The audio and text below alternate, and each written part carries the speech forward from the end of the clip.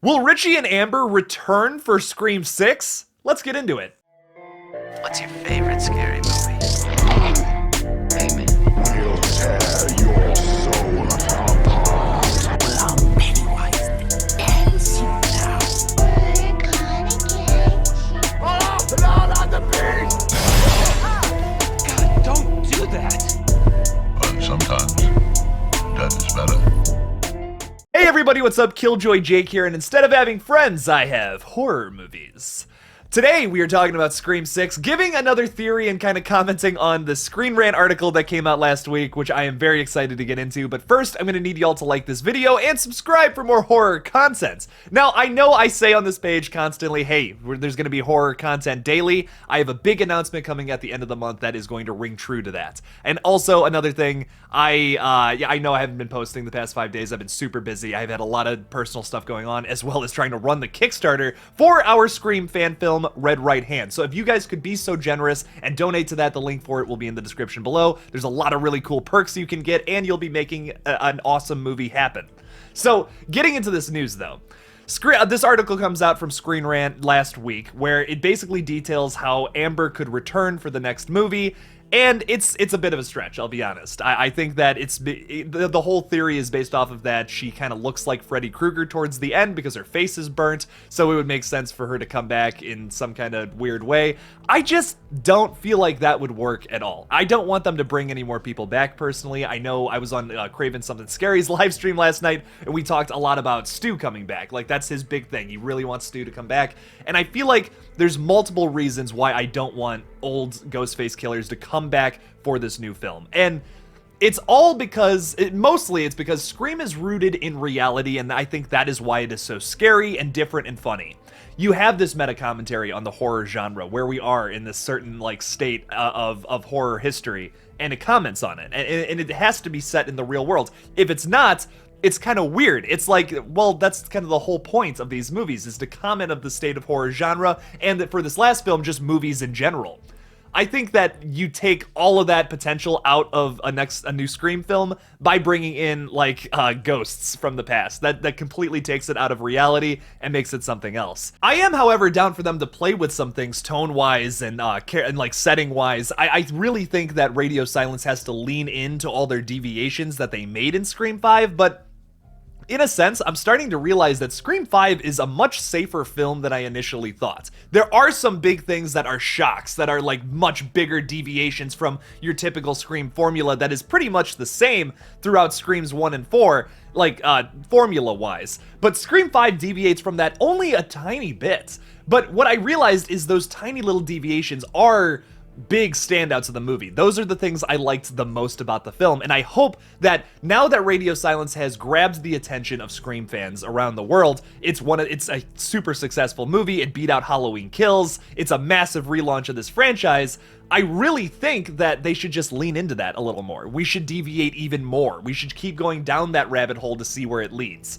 And I know some people didn't like it. I know some people were not a big fan of Scream 5, but realistically, if they would have just made a film that was exactly like the other films, it would have bombed. It would have. More people would have disliked it than liked it. The fact that they changed some stuff up, even though the formula for the most part was the same, they changed some big things, which was like killing a legacy character, which I never thought in a million years they would do. I thought people were going to riot and freak out because one of them died. They killed Dewey. I mean, that's ballsy. I gotta say that. Even though I think the film is a little safer than I would have liked it to be, it had to be.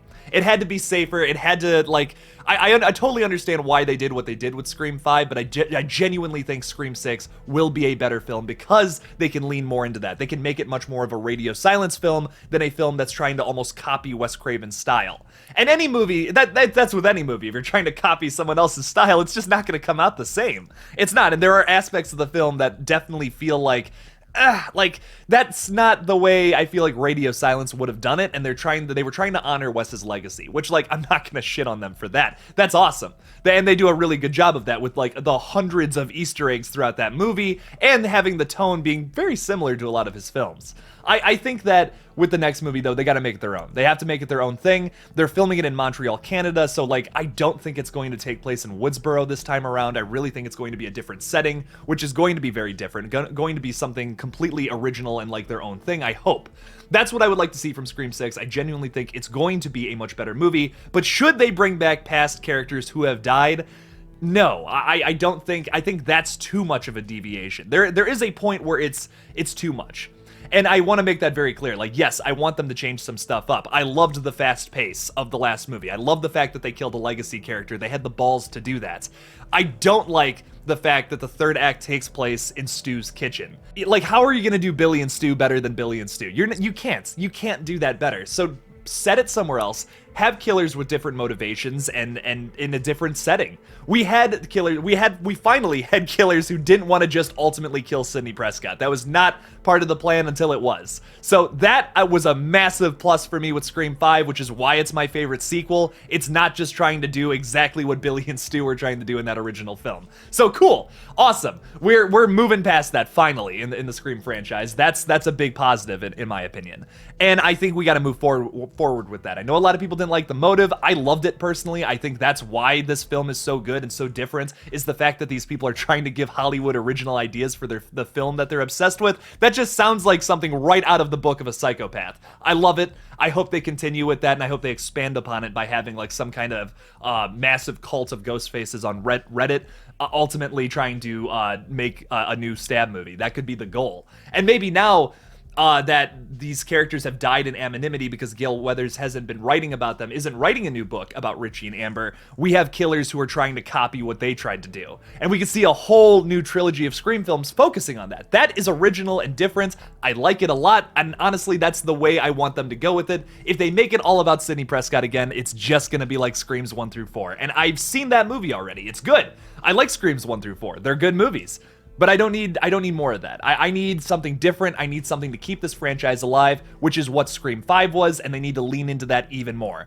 Now, they can't go too far with it by bringing back characters that are, like, dead, because that's the thing I like about Scream. That's something I wouldn't want them to change, is the fact that it's something so rooted in reality. It feels like these are people that are in the next town over, dealing with problems in the real world. And that's what's so interesting about Scream to me. I think that you can't change that. That is a massive ploy for people to continue to come to these movies. What are they going to comment on next? What is the killer's motivation going to be that somehow is rooted in the real world and cinema? I've always loved that aspect of Scream, and I hope they keep that true with this next film. They have to. They have to. If they start doing like paranormal shit, it's gonna be completely off the rails. People are not gonna like that. But I do want them to lean a little more into that, change up the tone, keep it a murder mystery, but like do it your own way. Wes Craven had a certain way about going with a murder mystery, having like every single character be a red herring at different points in time, which is a really interesting way to do it. But there are multiple different ways to do murder mystery. There's so many different avenues you could take, like even some more old school approaches that I think would be interesting to go with Scream, where it's like people trapped in a cabin or something and they're trying to figure out who the killer is. It all takes place in one night.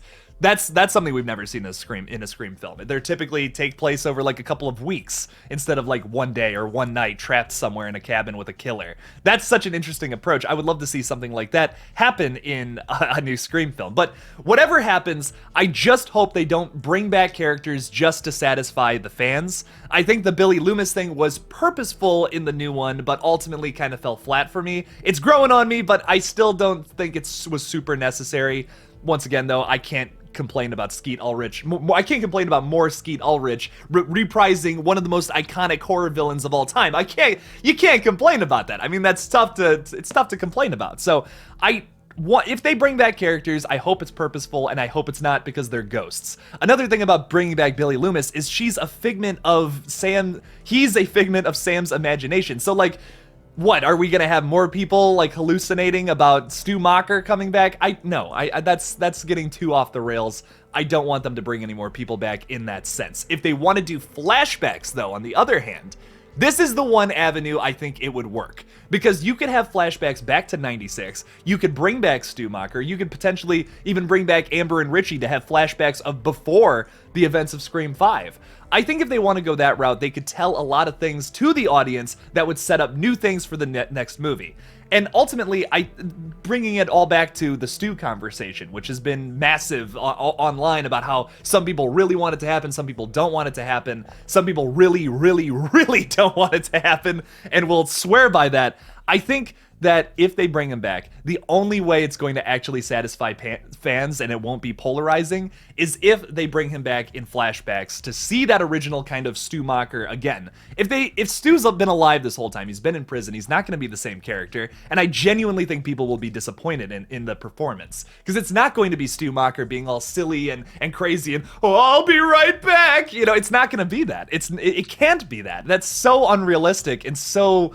It just wouldn't work. It just would not work for me. I would love to see Stu come back in some capacity, just not that way. In a flashback scene, it would work. It would definitely work. And I love Matthew Lillard. I love Skeet Ulrich. I love those characters, and they're amazing in that original movie. But they're dead. They're dead. This is a franchise rooted in reality. This isn't a ghost story movie. If it was, different story. But it's just not that franchise for that, I don't think. But what do you guys think? Will they bring back past Ghostface killers? Will they bring back dead people in Scream 6? I want to hear what you guys have to say about it. Leave me something about it in the comments below.